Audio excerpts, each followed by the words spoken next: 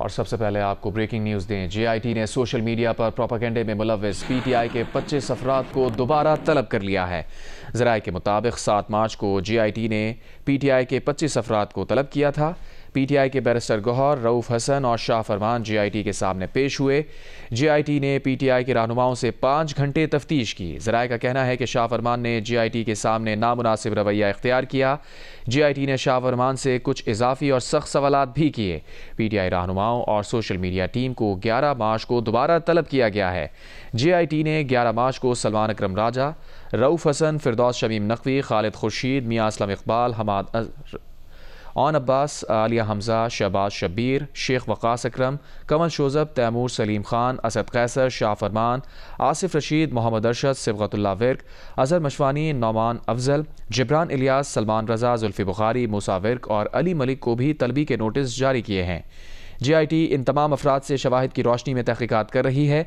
ज़राए के मुताबिक इन अफराद के खिलाफ तहक़ीक़ात रियासत मुखालिफ प्रोपेगेंडे के हवाले से की जा रही है। JIT IG इस्लामाबाद की सरबराही में तहक़ीक़ात कर रही है। नोटिस में तमाम अफराद को मुतनब्बे किया गया है कि इस मामले पर अपनी पोजीशन की वजाहत करें। तारिक फजल चौधरी पार्लिमानी उमूर, हनीफ अब्बासी रेलवे, अली परवेज़ मलिक पेट्रोलियम, मुस्तफ़ा कमाल को सेहत की वजारत मिल गई। चौधरी सालिक हुसैन की जगह सरदार मोहम्मद यूसुफ को मजहबी उमूर की वजारत का कलमदान सौंप दिया गया। परवेज़ खटक मुशीर बराए दाखिला बन गए। काबीना अरकान के कलमदान का नोटिफिकेशन जारी कर दिया गया। तारिक फजल चौधरी पार्लिमानी उमूर, अली परवेज मलिक पेट्रोलियम, मुस्तफ़ा कमाल सेहत, हनीफ अब्बासी रेलवे, औरंगजेब खिच्ची कौमी सकाफती विरसा, मुसद्दिक मलिक पेट्रोलियम के बजाय माहौलियाती तब्दीली के वफाकी वजीर होंगे। वजीर आजम की मंजूरी के बाद वफाकी काबीना के अरकान के नोटिफिकेशन जारी कर दिए गए। सरदार मोहम्मद यूसुफ को मजहबी उमूर, खालिद मक्सी को साइंस और टेक्नोलॉजी, मुइन भट्टू को आबी वसाइल की वजारत मिली। Junaid Anwar maritime affairs, Raza Hayat Harraj को दिफाई पैदावार की वजारत का कलमदान मिल गया। अलीम खान वजारत मवासलात संभालेंगे। कैसर अहमद शेख से वजारत बहरी अमूर वापस लेकर इन्हें बोर्ड ऑफ इन्वेस्टमेंट का वजीर बना दिया गया। खेलदास कोहिस्तानी वजीर मुमलिकत मजहबी उमूर, तलाल चौधरी वजीर मुमलिकत दाखिला, मलिक रशीद अहमद वजीर मुमलिकत बराए national food security, Abdurrahman Kanju वजीर मुमलिकत पावर और public affairs unit, barrister Aqeel Malik वजीर मुमलिकत बराए कानून, बिलाल अजहर कयानी वजीर मुमलिकत बराए रेलवे, मोहम्मद ऑन सकलैन वजीर मुमलिकत बराए overseas Pakistani and human resource, Mukhtar Ahmed Malik वजीर मुमलिकत बराए नेशनल हेल्थ सर्विसेज, वजी कमर वजीर मुमलिकत बराए वफाकी एजुकेशन होंगे। तौकीर हुसैन शाह मुशीर बराए prime minister office, Mohammad Ali मुशीर बराए निजकारी, मुबारक जेब को वजीर आजम के मुआविन खुसूसी बराए कबायली उमूर, हारून अख्तर सनत और पैदावार, हुजैफा रहमान कौमी सकाफती विरसा और तलहा बरकी को सियासी उमूर पर वजीर आजम का मुआविन खुसूसी मुकर्रर किया गया है। पीर इमरान शाह शेजरा मनसब और अरमगान सुबहानी ने ताहाल ओहदों का हल्फ नहीं लिया। इनके हल्फ लेने के बाद इनके कलमदानों का फैसला किया जाएगा। साथी रिपोर्टर अयाज अकबर यूसुफजई के साथ नौरीन सलीम जंजुआ, जियो न्यूज इस्लामाबाद। वजीर आजम के मुशीर बराए सियासी उमूर राना सना ने कहा है कि परवेज़ खटक KP के भारी भरकम और मौसर शख्सियत हैं। खैबर पख्तूनख्वा हुकूमत आए रोज़ इस्लामाबाद पर चढ़ाई की तैयारी करती है। ऐसे में परवेज़ खटक मौसर किरदार अदा कर सकते हैं। जियो न्यूज़ के प्रोग्राम आज शाहजेब खानजादा के साथ में बातचीत करते हुए उन्होंने कहा, अडियाला जेल में मौजूद शख्स के साथ मामला फहमी करना आसान काम नहीं। सुनने में आ रहा है कि ईद के बाद दोबारा से PTI का प्रोग्राम बन रहा है। राना सना ने कहा कि हमने हमेशा कहा है कि ये इत्तेहादी हुकूमत है, कभी नून लीगी हुकूमत का दावा नहीं किया। पीपल्स पार्टी हर मुशावरत में शामिल होती है।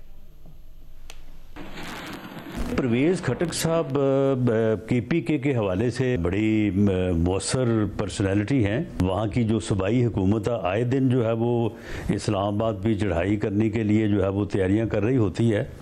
तो मेरा ख्याल है कि उस हवाले से परवेज़ खटक साहब वहाँ पे बड़ा मौसर रोल अदा कर सकते हैं। सुनने में आ रहा है कि ईद के बाद फिर दोबारा से जो है वो किसी किस्म का जो है वो प्रोग्राम बन रहा है। जितने भी लोग होंगे तो चलो हर बंदा कोई ना कोई अपना पॉजिटिव रोल जो है वो अदा करेगा। और प्राइम मिनिस्टर साहब की ये सोच कि उनको अगर इस अंदाज से जो है वो फील्ड में लाया गया है तो उसके मुस्बत असरात हो सकते हैं। मेरा ख्याल है कि अब ये तो फैसला हो चुका है कि पीपल्स पार्टी जो है वो कैबिनेट पोजीशन नहीं लेगी। आपको पता ही है कि पाकिस्तान में ख़तरात जो हैं वो किस तरह से होते हैं। तो इस तरह से कोई ख़तरा जो है वो नहीं होगा। ट्रंप साहब के मुताल्लिक मैं तो ज़ाती तौर पे समझता हूँ कि उनका कोई पता नहीं है। जिस तरह से उन्होंने कल अचानक जो है वो तारीफ़ करके एक बड़ी खुशगवार हैरत हुकूमत के लिए और हमारे मुखालफिन के लिए मायूसी पैदा की है, तो उनका कोई पता नहीं कल को कोई प्रेस कॉन्फ्रेंस करें या कोई गुफ्तगू करें और वहाँ पे कोई पता नहीं और तरह की बात कर दें।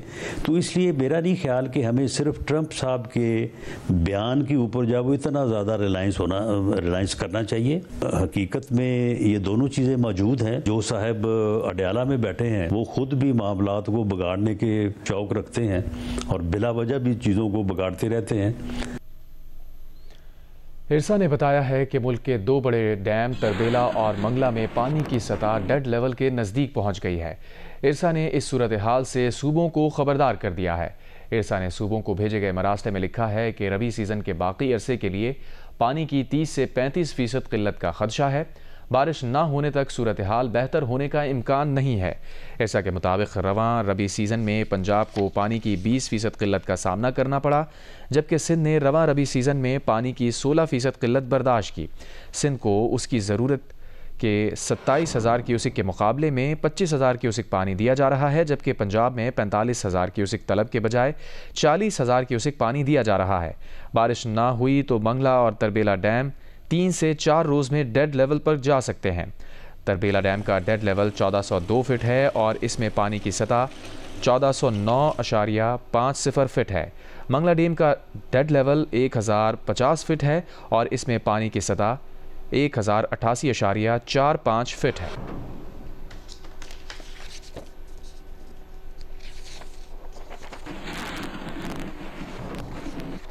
और यहाँ आपको बताएं, कराची प्रेस क्लब के बाहर वकला का दरिया सिंध से 6 कनाल्स निकालने के खिलाफ एहतजाज, मंसूबे पर फौरी काम रोकने का मुतालबा कर दिया। कराची प्रेस क्लब के बाहर वकला का दरिया सिंध से 6 कनाल्स निकालने पर एहतजाज। मुजाहिरे में सदर कराची बार आमिर नवाज वराइज समेत दीगर शामिल थे। एहतजाज में शोबा कानून के तुलबा भी बड़ी तादाद में मौजूद थी। वकला ने मुतालबा किया कि दरिया सिंध से 6 कनाल्स निकालने के अमल को फौरी बंद किया जाए। कनाल्स निकालने से सिंध की ज़रख़ेज़ ज़मीन बंजर हो जाएगी। सिंध में पहले ही पानी की कमी है, मज़ीद नहरों की मुतहम्मिल नहीं। इंडस डेल्टा में पानी ना भेजने की सूरत में समंदर ज़मीन निगल रहा है।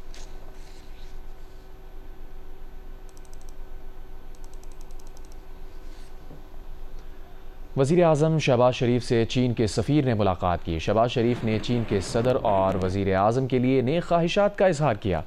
तमाम बुनियादी मसाइल पर पाकिस्तान की देरीना और मुसलसल हिमायत पर चीन का शुक्रिया अदा किया। वज़ीर आज़म ने चीन के कौमी दिलचस्पी के उमूर पर पाकिस्तान की गैर मुतज़लज़ल हिमायत का भी अदा किया। कहा, दोनों ममालिक स्ट्रेटेजिक कोऑपरेटिव पार्टनरशिप मज़ीद मजबूत करने के लिए पुरअज़्म हैं।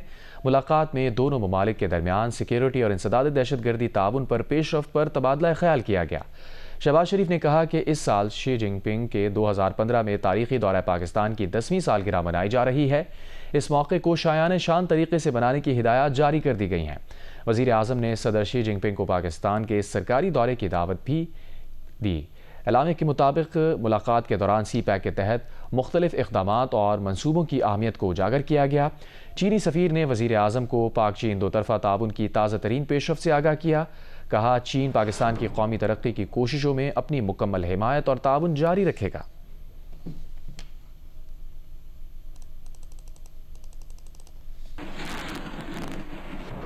वज़ीर आज़म शहबाज शरीफ ने कहा है कि मुल्क की मईशत सही समत की तरफ गामजन है। मैक्रो इकनॉमिक इशारे बतदरीज बेहतरी की तरफ जा रहे हैं।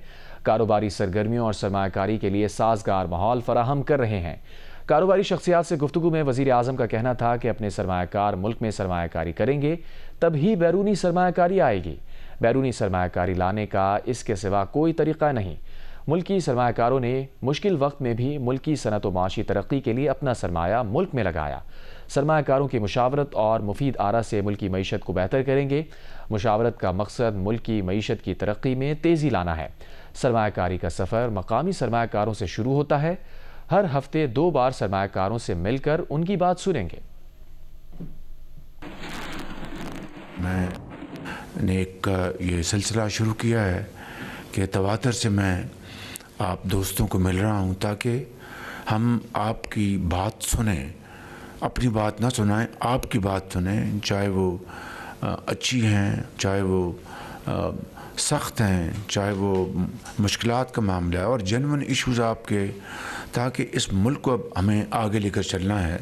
जो मैक्रो इंडिकेटर्स आप सब मुझसे अच्छे जानते हैं कि वो अल्हम्दुलिल्लाह बतदरीज बेहतर हो रहे हैं। सरमायाकारी पहले मुल्क के अंदर होती है, अपने सरमायाकार करते हैं, उसके बाद फिर DFI होता है। It is not the other way around. अगर मुल्क के अंदर सरमायाकार जो हैं वो सरमायाकारी करेंगे तो फिर बाहर से ऑटोमेटिकली सरमायाकारी आएगी कि वो आपको देखकर। IMF से पहले मरहले के मुज़ाकरात मुकम्मल। पाकिस्तानी हुक्काम ने कर्ज प्रोग्राम के तहत तय करदा अहदाफ के बारे में अमल दरामद रिपोर्ट दी।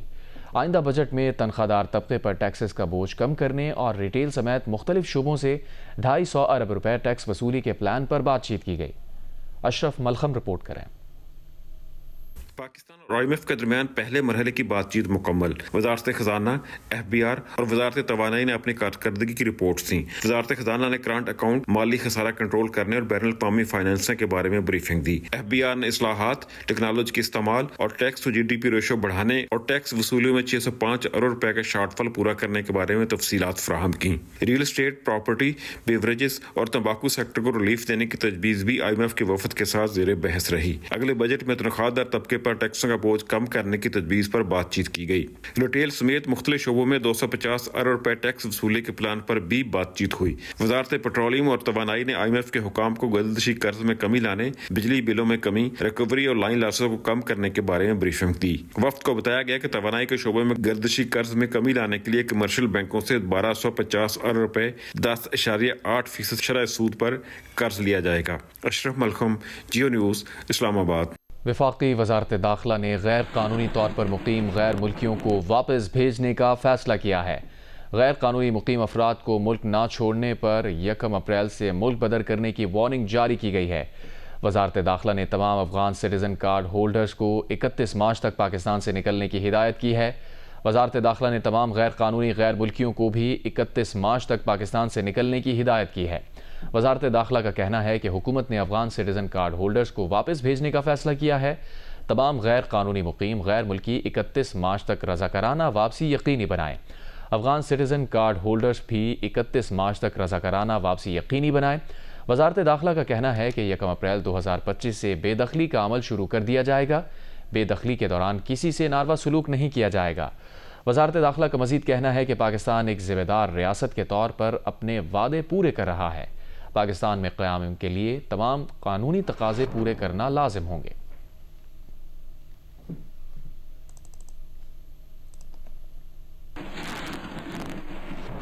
JUI रहनुमा सेनेटर कामरान मुर्तज़ा ने कहा है कि शायद अली अमीन गंडापुर किसी और के एजेंडे पर काम कर रहे हैं, इसीलिए उन्होंने मौलाना फजलुर रहमान पर तनकीद की है।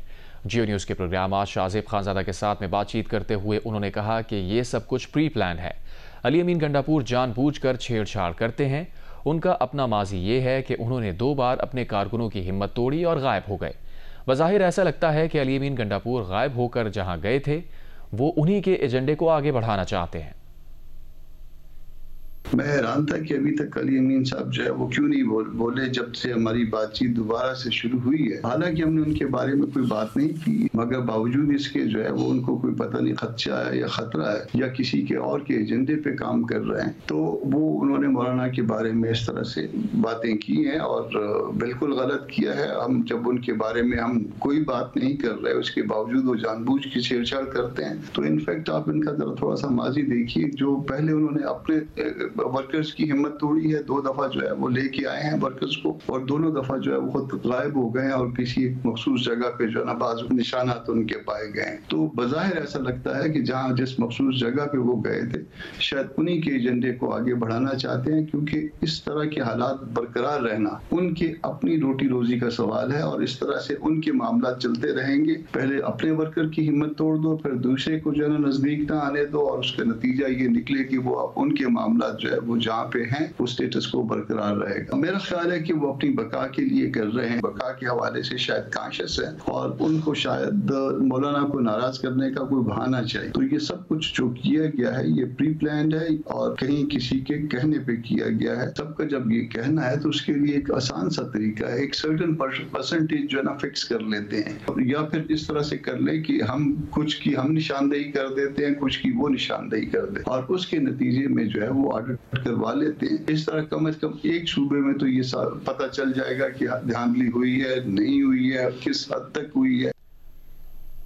कराची के इलाके नॉर्थ नाज़िमाबाद सखी हसन में पुलिस से बचने के लिए डाकू तारों पर लटक गया। 7 मार्च की दोपहर को सखी हसन ग्रीन लाइन के स्टॉप के करीब डिलीवरी बॉय से मोबाइल छीनने वाला डाकू पुलिस को आता देखकर तार पर लटक गया। पुलिस ने काफ़ी देर की कोशिश के बाद डकैत को पकड़ लिया। वायरल होने वाली वीडियो में देखा जा सकता है कि डाकू तारों पर लटका हुआ है जबकि पुलिस एहलकार नीचे चादर लिए खड़े हैं ताकि डाकू को पकड़ा जा सके। कुछ देर तार पर लटके रहने के बाद बिल आखिर डाकू कूद जाता है और उसे नीचे खड़े पुलिस एहलकार पकड़ लेते हैं। पकड़े जाने वाले मुलजिम से छीना गया मोबाइल फ़ोन, मोटरसाइकिल और असलहा बरामद कर लिया गया। अमरीकी सदर डोनाल्ड ट्रंप ने जौहरी मुआहदे के लिए ईरान को मुज़ाकरात की दावत दे दी। ईरान के रहबर आला आयतुल्ला खामनई को ख़त लिख दिया। अमरीकी टीवी को इंटरव्यू में अमरीकी सदर ने कहा कि उम्मीद है कि ईरान की क़यादत बातचीत पर इत्तफाक करेगी। ये ईरान के लिए ही बेहतर होगा, दूसरी सूरत हमें कुछ और करना होगा। दुनिया में किसी और को अब जौहरी हथियार बनाने की इजाज़त हरगिज़ नहीं दी जा सकती। जियो स्पोर्ट्स में आपको बताएं, चैंपियंस ट्रॉफी का फाइनल इतवार को भारत और न्यूजीलैंड के दरमियान दुबई के इंटरनेशनल क्रिकेट स्टेडियम में खेला जाएगा। फैसला कुन मार्के के लिए भारतीय टीम ने आईसीसी क्रिकेट एकेडमी में भरपूर ट्रेनिंग की। न्यूजीलैंड क्रिकेट टीम ने आराम किया, आज ट्रेनिंग करेगी। दुबई क्रिकेट स्टेडियम में फाइनल अब दिनों की नहीं बल्कि घंटों की दूरी पर है। चैंपियंस ट्रॉफी की चैंपियन का ताज नई टीम पर सजेगा। भारतीय टीम ने आईसीसी एकेडमी में फाइनल के लिए भरपूर तैयारी की। बैटिंग, बॉलिंग, फील्डिंग की मशक़ें बल्कि तवील ट्रेनिंग सेशन किया। अलबत्ता इसी ट्रेनिंग में भारतीय बैट्समैन विराट कोहली को चोट भी लगी। घुटने के पीछे नेट्स के दरमियान। प्रैक्टिस तो छोड़ी मगर प्रैक्टिस का मैदान नहीं। फिजियो ने मदद की, पट्टी बांधी। भारतीय स्टाफ का ख्याल परेशानी की बात नहीं। अब हफ्ते को दुबई क्रिकेट स्टेडियम में भी हल्की और ऑप्शनल ट्रेनिंग का सेशन रखा है भारतीय क्रिकेट टीम ने, जबकि न्यूजीलैंड शाम में आईसीसी एकेडमी में ट्रेनिंग सेशन जमाएगी और फिर दुबई क्रिकेट स्टेडियम में भी थोड़ी बहुत प्रैक्टिस करेगी। कहीं वन वेन्यू एडवांटेज का चर्चा तो कहीं दीगर टीमों के सफरी थकान की बातें। इन्हीं गर्मा गर्म इत्तलात के साथ न्यूजीलैंड और भारत का फाइनल सजने को है। शिफ्ते आरिफ, जियो न्यूज़, दुबई।